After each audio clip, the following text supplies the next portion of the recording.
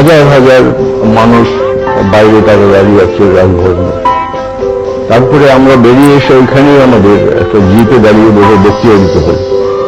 এবং আমি বললাম যে আমাদের অনেক কর্মসূচি আছে, সেটা রূপায়িত করব সাধারণ মানুষের সাহায্য নিয়ে। আমরা শুধু রাইটার্স বিল্ডিং থেকে আমরা সরকার পরিচালনা করব না বা আমাদের কর্মসূচিকে রূপায়িত করবার চেষ্টা করব না। সমস্ত মানুষের সহযোগিতা দরকার, সরকারি কর্মচারী ইত্যাদি সবারই আমাদের সহযোগিতা দরকার, এই তখন আমি বলেছিলাম।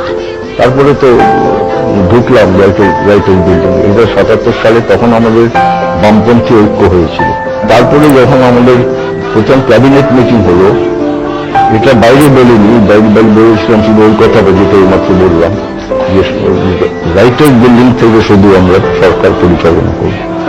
আমাদের প্রথম সিদ্ধান্ত হলো যে যত জেলে আছে, বিনা বিচারে জেলে আছে, মিথ্যে মামলা সব করা হয়েছে, তার মধ্যে কংগ্রেসে জেলে ছিল অনেকে, আমরা সবাইকে ছেড়ে দেব।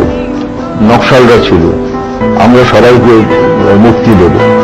এবং সেটাই আমরা 2-4 দিনের মধ্যেই কার্যকরী করলাম।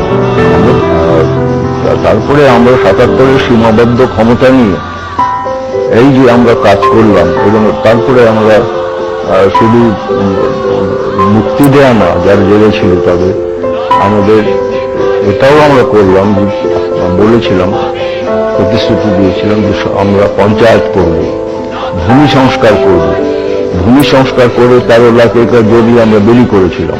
তার উপর দাঁড়িয়ে আমরা কৃষকদের স্বার্থ, ক্ষেত মজুরদের স্বার্থ এবং সবার স্বার্থ আমরা সেখানে দেখেছিলাম। এবং এটাই আমাদের 70% মানুষ গ্রামের দিকে বাস করে, এটা আমাদের খুব সুবিধা করে দিয়েছিল। এবং মানুষের সমর্থন সহযোগিতা আমরা পেয়েছিলাম, মানুষের চেতনাও এতে অনেক বেড়েছিল।